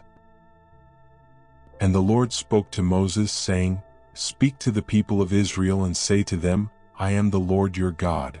You shall not do as they do in the land of Egypt, where you lived, and you shall not do as they do in the land of Canaan, to which I am bringing you. You shall not walk in their statutes. You shall follow my rules and keep my statutes and walk in them. I am the Lord your God. You shall therefore keep my statutes and my rules. If a person does them, he shall live by them. I am the Lord. None of you shall approach any one of his close relatives to uncover nakedness. I am the Lord. You shall not uncover the nakedness of your father, which is the nakedness of your mother. She is your mother, you shall not uncover her nakedness. You shall not uncover the nakedness of your father's wife. It is your father's nakedness. You shall not uncover the nakedness of your sister, your father's daughter, or your mother's daughter, whether brought up in the family or in another home. You shall not uncover the nakedness of your son's daughter or of your daughter's daughter, for their nakedness is your own nakedness. You shall not uncover the nakedness of your father's wife's daughter, brought up in your father's family, since she is your sister. You shall not uncover the nakedness of your father's sister. She is your father's relative. You shall not uncover the nakedness of your mother's sister, for she is your mother's relative. You shall not uncover the nakedness of your father's brother, that is, you shall not approach his wife, she is your aunt. You shall not uncover the nakedness of your daughter-in-law, she is your son's wife, you shall not uncover her nakedness. You shall not uncover the nakedness of your brother's wife, it is your brother's nakedness. You shall not uncover the nakedness of a woman and of her daughter, and you shall not take her son's daughter or her daughter's daughter to uncover her nakedness. They are relatives, it is depravity. And you shall not take a woman as a rival wife to her sister, uncovering her nakedness while her sister is still alive. You shall not approach a woman to uncover her nakedness while she is in her menstrual uncleanness. And you shall not lie sexually with your neighbor's wife and so make yourself unclean with her. You shall not give any of your children to offer them to Molech, and so profane the name of your God. I am the Lord. You shall not lie with a male as with a woman, it is an abomination. And you shall not lie with any animal and so make yourself unclean with it. Neither shall any woman give herself to an animal to lie with it. It is perversion. Do not make yourselves unclean by any of these things, for by all these the nations I am driving out before you have become unclean, and the land became unclean, so that I punished its iniquity, and the land vomited out its inhabitants. But you shall keep my statutes and my rules and do none of these abominations, either the native or the stranger who sojourns among you, for the people of the land who were before you did all of these abominations so that the land became unclean, lest the land vomit you out when you make it unclean, as it vomited out the nation that was before you. For everyone who does any of these abominations, the persons who do them shall be cut off from among their people. So keep my charge never to practice any of these abominable customs that were practiced before you, and never to make yourselves unclean by them. I am the Lord your God. The Lord is holy. And the Lord spoke to Moses, saying, Speak to all the congregation of the people of Israel and say to them, You shall be holy, for I the Lord your God am holy. Every one of you shall revere his mother and his father, and you shall keep my Sabbaths. I am the Lord your God. Do not turn to idols or make for yourselves any gods of cast metal. I am the Lord your God. When you offer a sacrifice of peace offerings to the Lord, you shall offer it so that you may be accepted. It shall be eaten the same day you offer it or on the day after, and anything left over until the third day shall be burned up with fire. If it is eaten at all on the third day, it is tainted, it will not be accepted, and everyone who eats it shall bear his iniquity, because he has profaned what is holy to the Lord, and that person shall be cut off from his people. Love your neighbor as yourself. When you reap the harvest of your land, you shall not reap your field right up to its edge, neither shall you gather the gleanings after your harvest. And you shall not strip your vineyard bare, neither shall you gather the fallen grapes of your vineyard. You shall leave them for the poor and for the sojourner. I am the Lord your God. You shall not steal, you shall not deal falsely, you shall not lie to one another. You shall not swear by my name falsely, and so profane the name of your God. I am the Lord. You shall not oppress your neighbor or rob him. The wages of a hired worker shall not remain with you all night until the morning. You shall not curse the deaf or put a stumbling block before the blind, but you shall fear your God. I am the Lord. You shall do no injustice in court. You shall not be partial to the poor or defer to the great, but in righteousness shall you judge your neighbor. You shall not go around as a slanderer among your people, and you shall not stand up against the life of your neighbor. I am the Lord. You shall not hate your brother in your heart, but you shall reason frankly with your neighbor, lest you incur sin because of him. You shall not take vengeance or bear a grudge against the sons of your own people, but you shall love your neighbor as yourself. I am the Lord. You shall keep my statutes. You shall keep my statutes. You shall not let your cattle breed with a different kind. You shall not sow your field with two kinds of seed, nor shall you wear a garment of cloth made of two kinds of material. If a man lies sexually with a woman who is a slave, assigned to another man and not yet ransomed or given her freedom, a distinction shall be made. They shall not be put to death because she was not free, but he shall bring his compensation to the Lord, to the entrance of the tent of meeting, a ram for a guilt offering.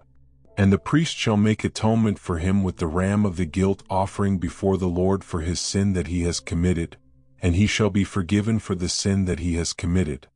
When you come into the land and plant any kind of tree for food, then you shall regard its fruit as forbidden. 3 years it shall be forbidden to you, it must not be eaten. And in the 4th year all its fruit shall be holy, an offering of praise to the Lord. But in the 5th year you may eat of its fruit, to increase its yield for you. I am the Lord your God. You shall not eat any flesh with the blood in it. You shall not interpret omens or tell fortunes. You shall not round off the hair on your temples or mar the edges of your beard. You shall not make any cuts on your body for the dead or tattoo yourselves. I am the Lord. Do not profane your daughter by making her a prostitute, lest the land fall into prostitution and the land become full of depravity. You shall keep my Sabbaths and reverence my sanctuary. I am the Lord. Do not turn to mediums or necromancers. Do not seek them out and so make yourselves unclean by them. I am the Lord your God. You shall stand up before the gray head and honor the face of an old man, and you shall fear your God. I am the Lord. When a stranger sojourns with you in your land, you shall not do him wrong. You shall treat the stranger who sojourns with you as the native among you, and you shall love him as yourself, for you were strangers in the land of Egypt. I am the Lord your God. You shall do no wrong in judgment in measures of length or weight or quantity. You shall have just balances, just weights, a just ephah and a just hin. I am the Lord your God who brought you out of the land of Egypt. And you shall observe all my statutes and all my rules and do them. I am the Lord. Punishment for child sacrifice. The Lord spoke to Moses, saying, Say to the people of Israel, any one of the people of Israel or of the strangers who sojourn in Israel who gives any of his children to Molech shall surely be put to death. The people of the land shall stone him with stones. I myself will set my face against that man and will cut him off from among his people, because he has given one of his children to Molech, to make my sanctuary unclean and to profane my holy name. And if the people of the land do at all close their eyes to that man when he gives one of his children to Molech, and do not put him to death, then I will set my face against that man and against his clan and will cut them off from among their people, him and all who follow him in whoring after Molech. If a person turns to mediums and necromancers, whoring after them, I will set my face against that person and will cut him off from among his people. Consecrate yourselves therefore and be holy, for I am the Lord your God. Keep my statutes and do them. I am the Lord who sanctifies you. For anyone who curses his father or his mother shall surely be put to death. He has cursed his father or his mother. His blood is upon him. Punishments for sexual immorality.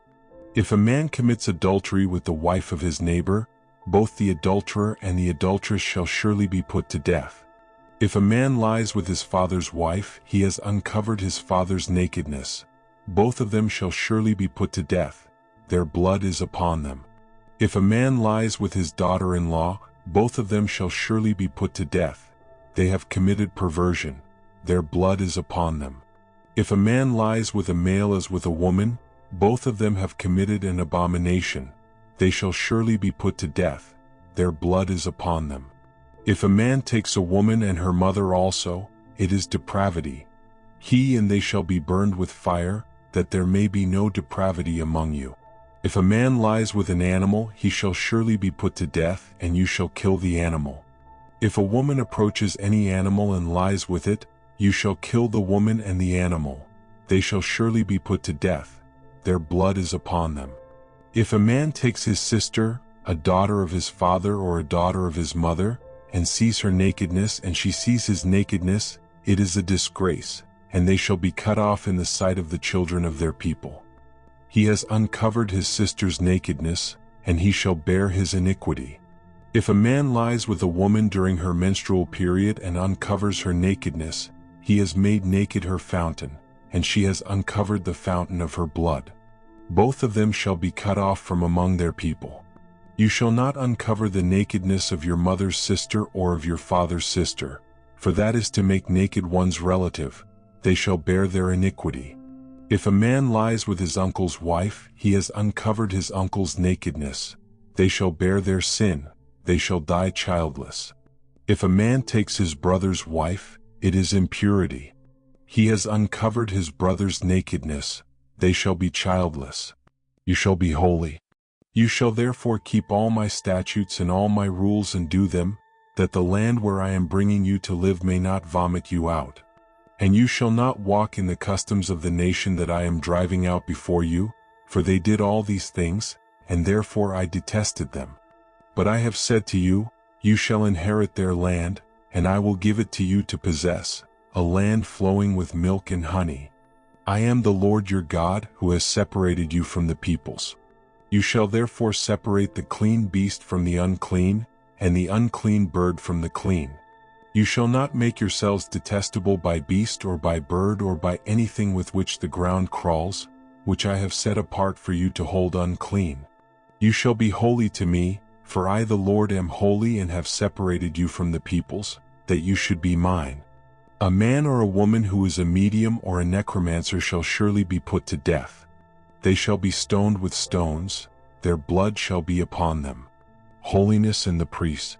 And the Lord said to Moses, Speak to the priests, the sons of Aaron, and say to them, No one shall make himself unclean for the dead among his people, except for his closest relatives, his mother, his father, his son, his daughter, his brother, or his virgin sister, who is near to him because she has had no husband. For her he may make himself unclean.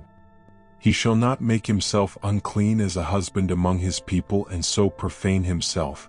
They shall not make bald patches on their heads, nor shave off the edges of their beards, nor make any cuts on their body. They shall be holy to their God and not profane the name of their God. For they offer the Lord's food offerings, the bread of their God. Therefore they shall be holy. They shall not marry a prostitute or a woman who has been defiled, neither shall they marry a woman divorced from her husband, for the priest is holy to his God. You shall sanctify him, for he offers the bread of your God. He shall be holy to you, for I, the Lord, who sanctify you, am holy. And the daughter of any priest, if she profanes herself by whoring, profanes her father, she shall be burned with fire. The priest who is chief among his brothers, on whose head the anointing oil is poured and who has been consecrated to wear the garments, shall not let the hair of his head hang loose nor tear his clothes. He shall not go into any dead bodies nor make himself unclean, even for his father or for his mother. He shall not go out of the sanctuary, lest he profane the sanctuary of his God, for the consecration of the anointing oil of his God is on him. I am the Lord. And he shall take a wife in her virginity.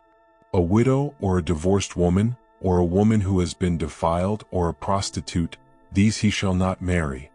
But he shall take as his wife a virgin of his own people, that he may not profane his offspring among his people, for I am the Lord who sanctifies him. And the Lord spoke to Moses, saying, Speak to Aaron, saying, None of your offspring throughout their generations who has a blemish may approach to offer the bread of his God.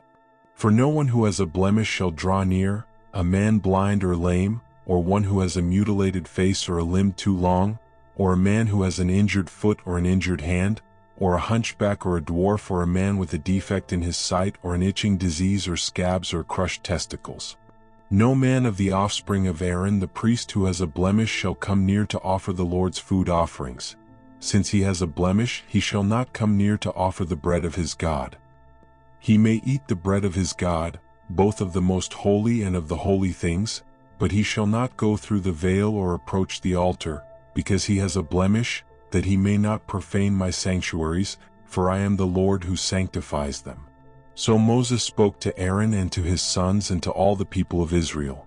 And the Lord spoke to Moses, saying, Speak to Aaron and his sons so that they abstain from the holy things of the people of Israel, which they dedicate to me, so that they do not profane my holy name. I am the Lord. Say to them, If any one of all your offspring throughout your generations approaches the holy things that the people of Israel dedicate to the Lord, while he has an uncleanness, that person shall be cut off from my presence. I am the Lord. None of the offspring of Aaron who has a leprous disease or a discharge may eat of the holy things until he is clean.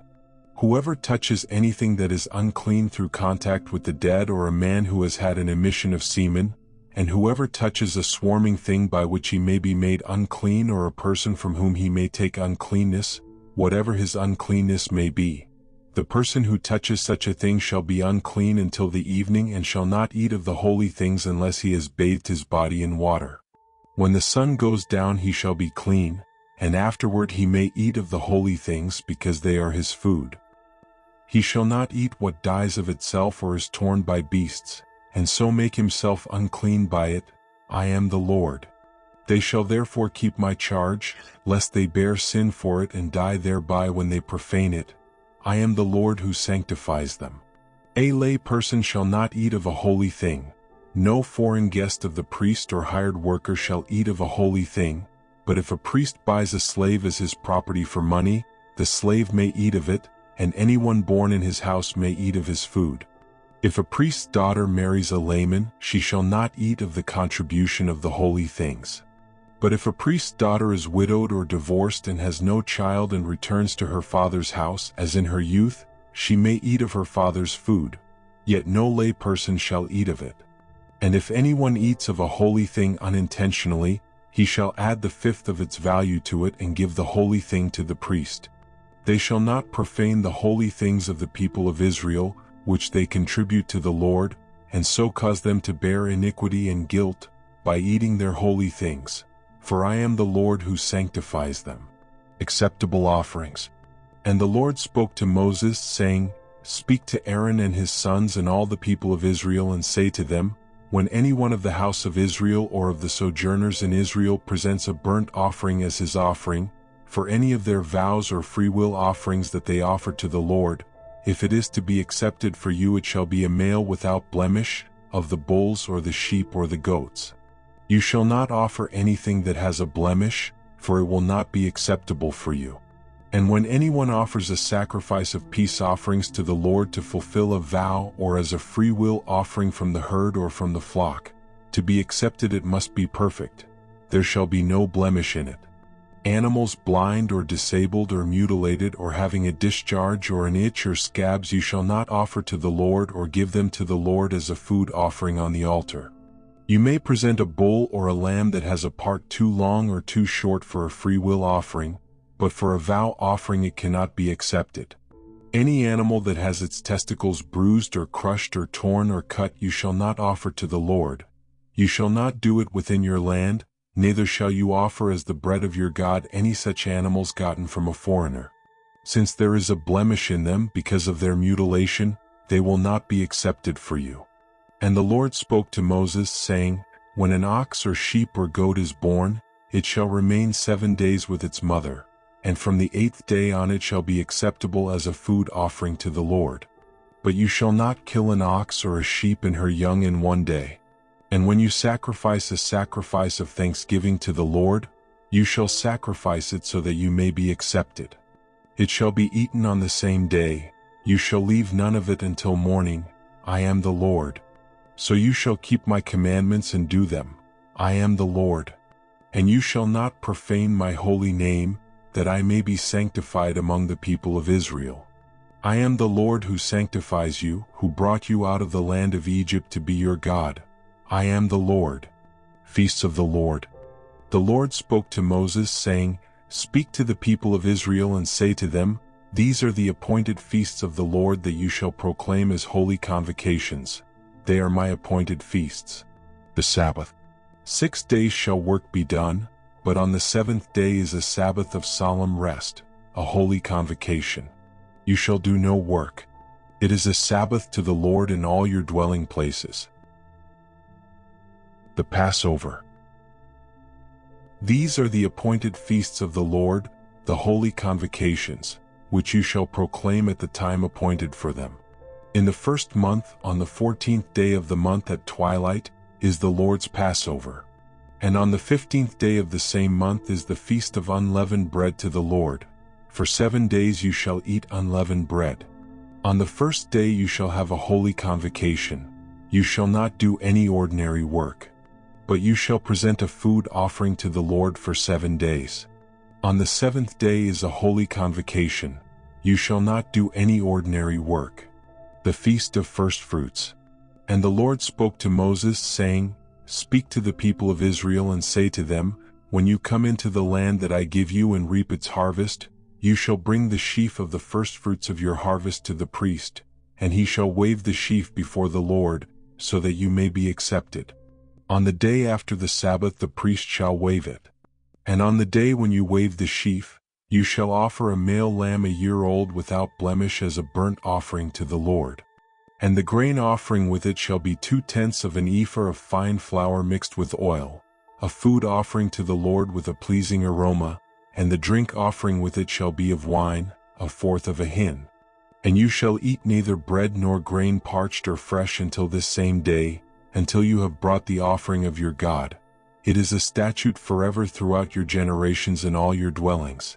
The Feast of Weeks.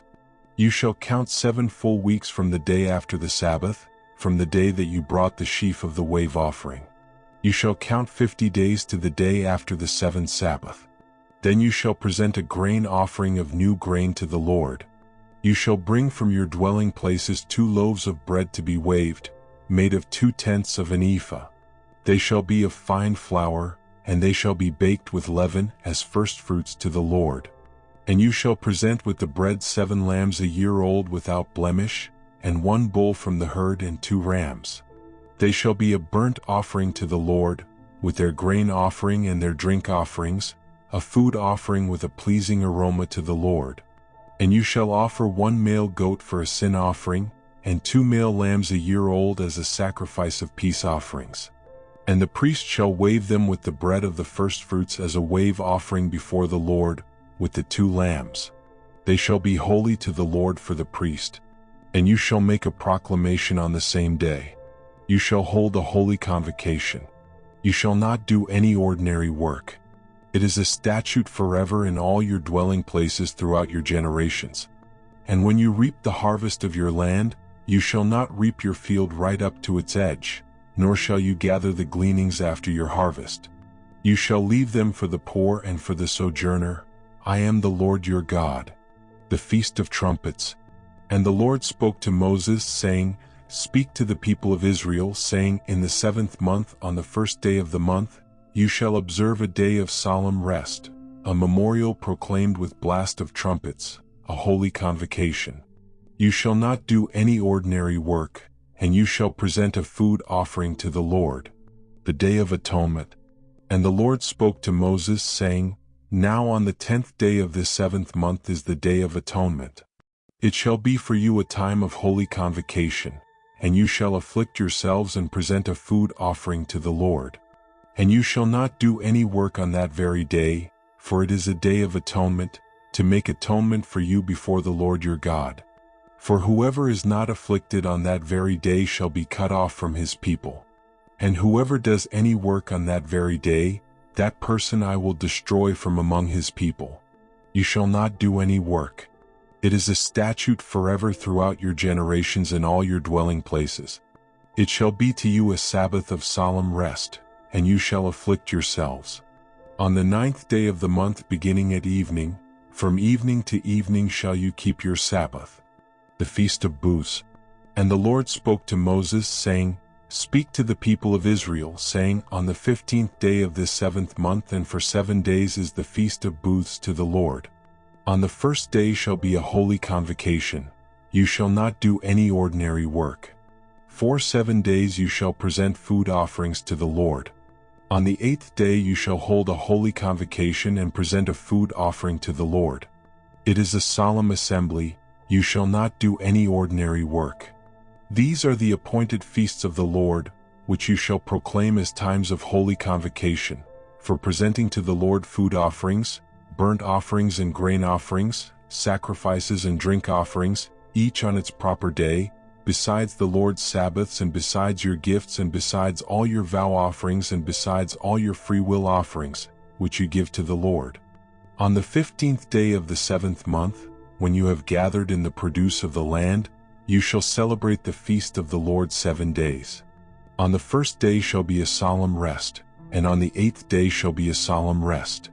And you shall take on the first day the fruit of splendid trees, branches of palm trees and boughs of leafy trees and willows of the brook, and you shall rejoice before the Lord your God 7 days.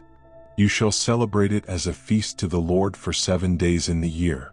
It is a statute forever throughout your generations. You shall celebrate it in the 7th month. You shall dwell in booths for 7 days. All native Israelites shall dwell in booths, that your generations may know that I made the people of Israel dwell in booths when I brought them out of the land of Egypt. I am the Lord your God. Thus Moses declared to the people of Israel the appointed feasts of the Lord. The lamps. The Lord spoke to Moses, saying, Command the people of Israel to bring you pure oil from beaten olives for the lamp, that a light may be kept burning regularly.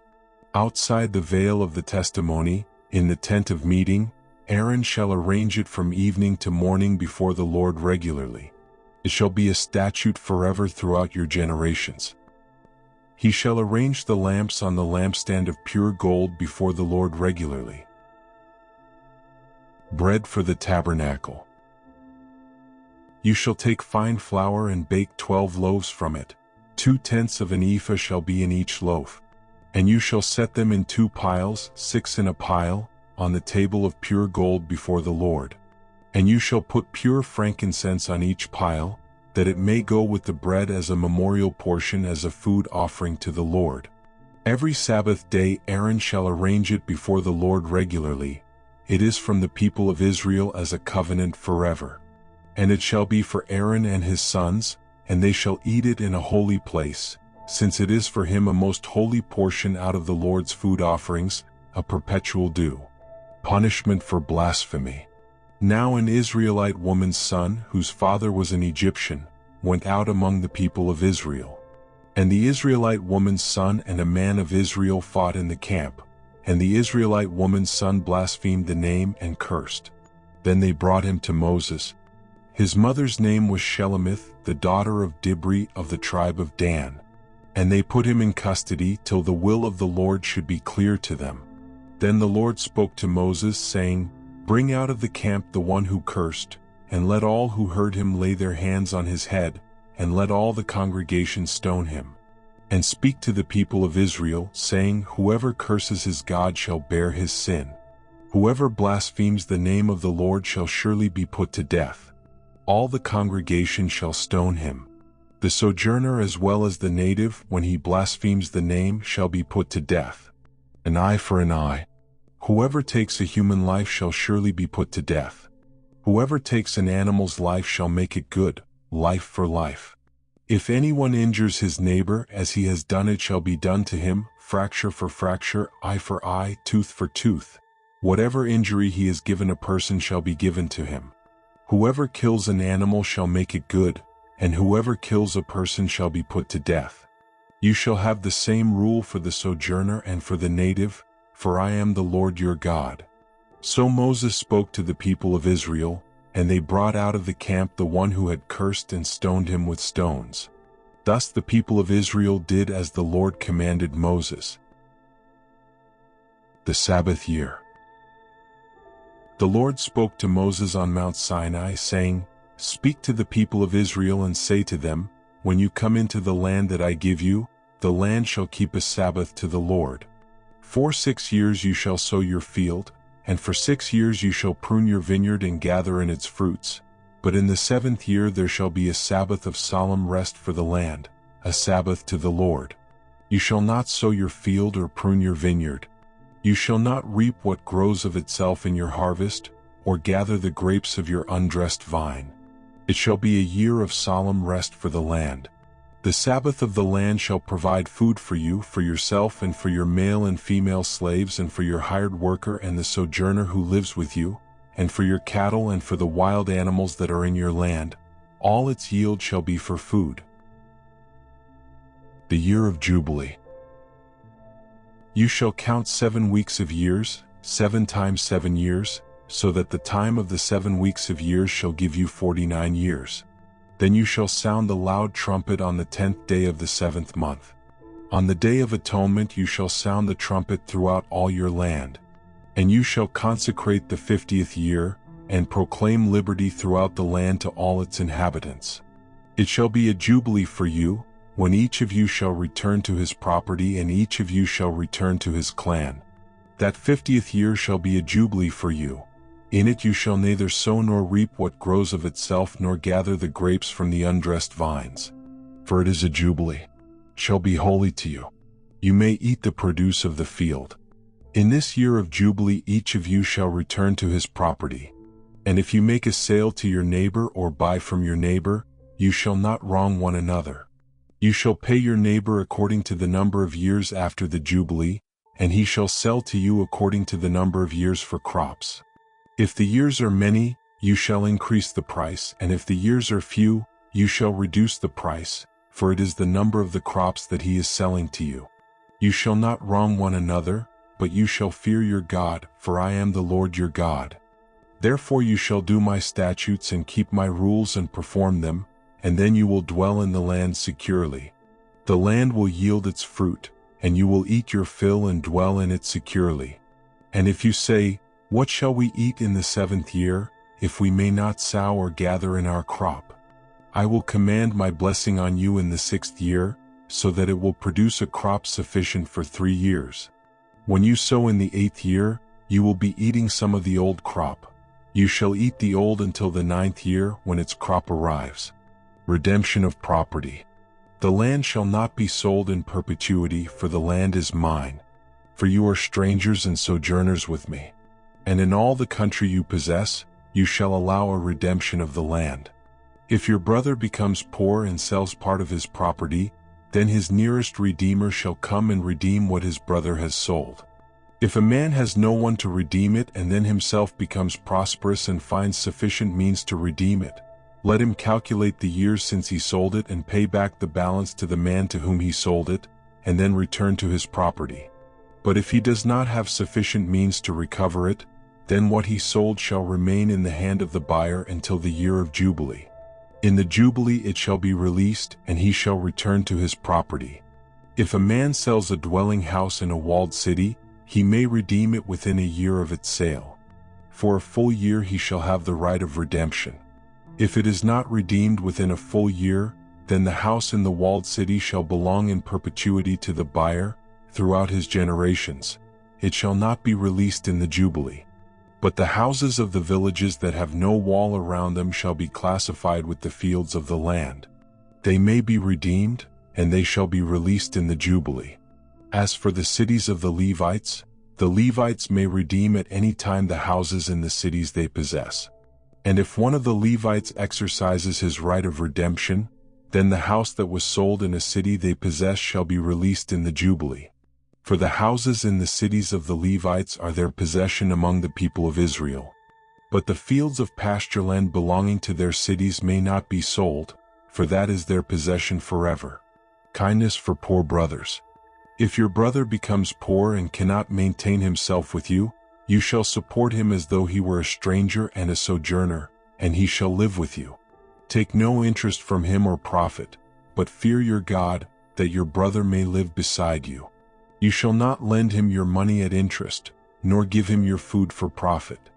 I am the Lord your God, who brought you out of the land of Egypt to give you the land of Canaan, and to be your God. If your brother becomes poor beside you and sells himself to you, you shall not make him serve as a slave. He shall be with you as a hired worker and as a sojourner.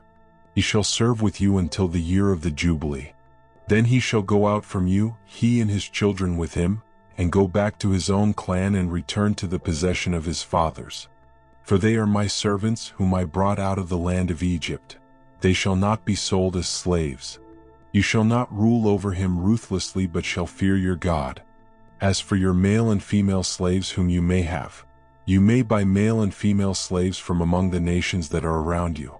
You may also buy from among the strangers who sojourn with you and their clans that are with you, who have been born in your land, and they may be your property.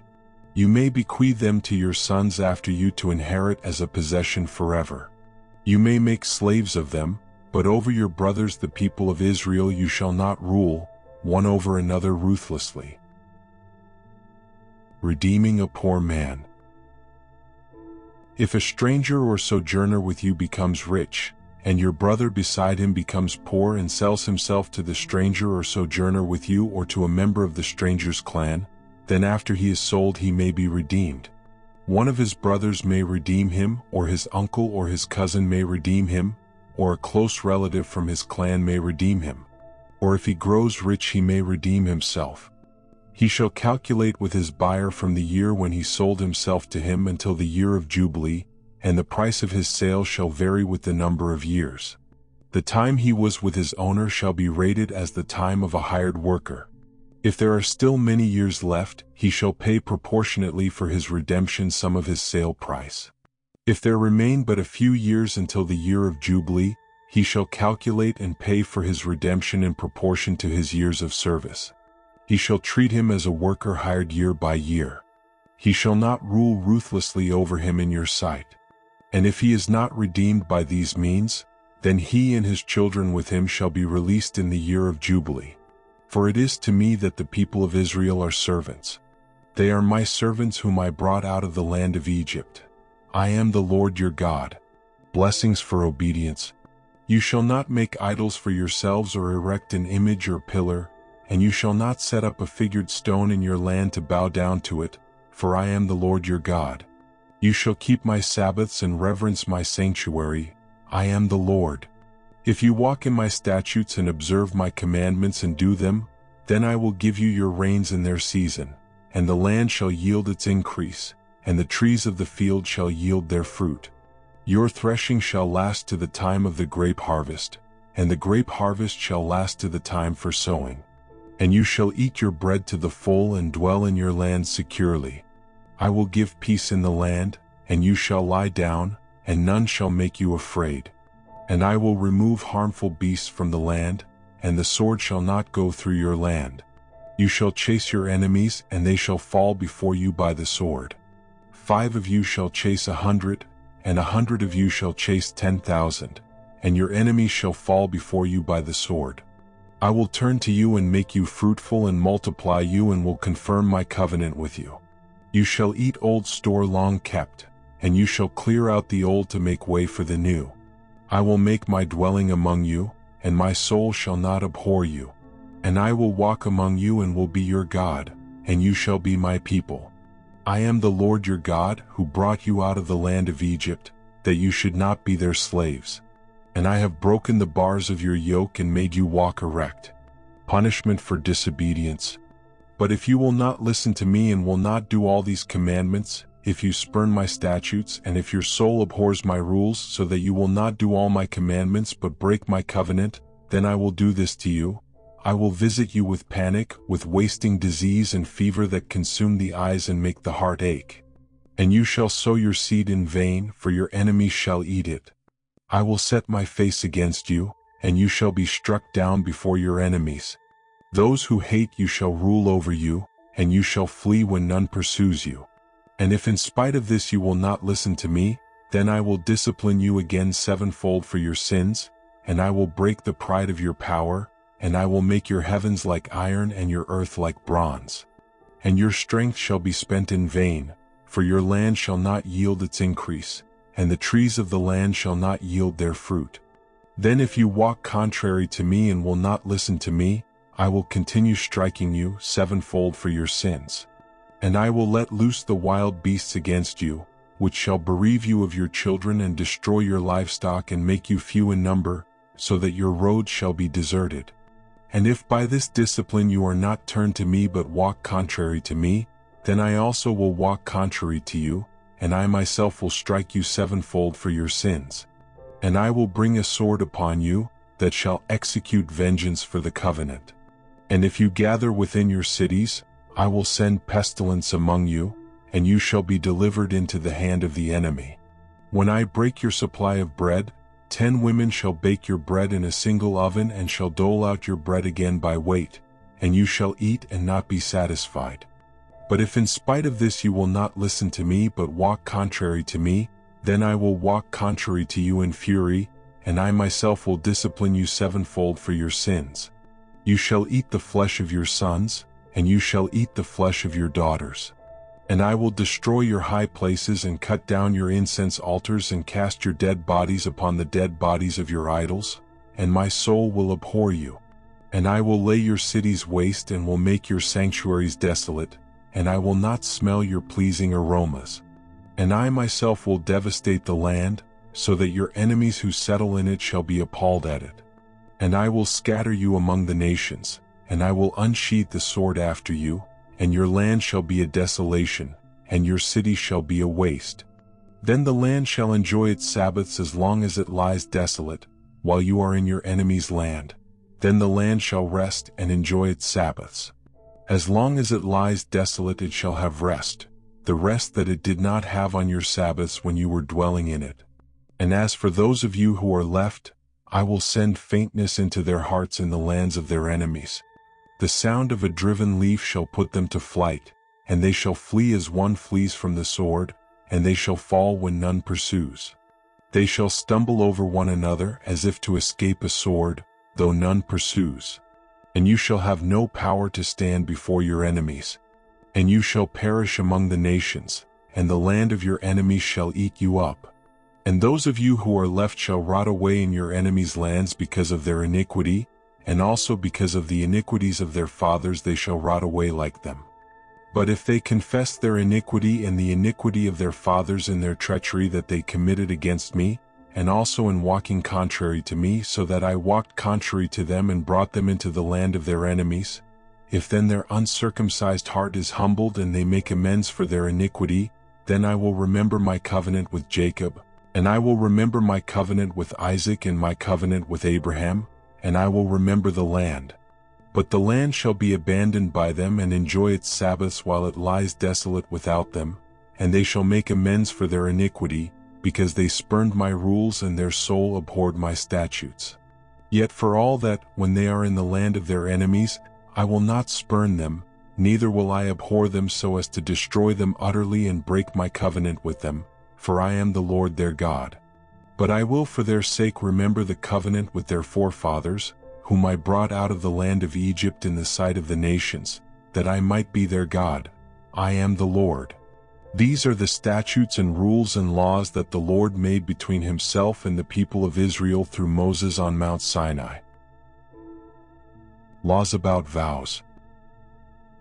The Lord spoke to Moses, saying, "Speak to the people of Israel and say to them, if anyone makes a special vow to the Lord involving the valuation of persons, then the valuation of a male from 20 years old up to 60 years old shall be 50 shekels of silver, according to the shekel of the sanctuary. If the person is a female, the valuation shall be 30 shekels. If the person is from 5 years old up to 20 years old, the valuation shall be for a male 20 shekels, and for a female 10 shekels. If the person is from a month old up to 5 years old, the valuation shall be for a male 5 shekels of silver, and for a female the valuation shall be 3 shekels of silver. And if the person is 60 years old or over, then the valuation for a male shall be 15 shekels, and for a female 10 shekels. And if someone is too poor to pay the valuation, then he shall be made to stand before the priest, and the priest shall value him. The priest shall value him according to what the vower can afford. If the vow is an animal that may be offered as an offering to the Lord, all of it that he gives to the Lord is holy. He shall not exchange it or make a substitute for it, good for bad or bad for good. And if he does in fact substitute one animal for another, then both it and the substitute shall be holy. And if it is any unclean animal that may not be offered as an offering to the Lord, then he shall stand the animal before the priest, and the priest shall value it as either good or bad. As the priest values it, so it shall be.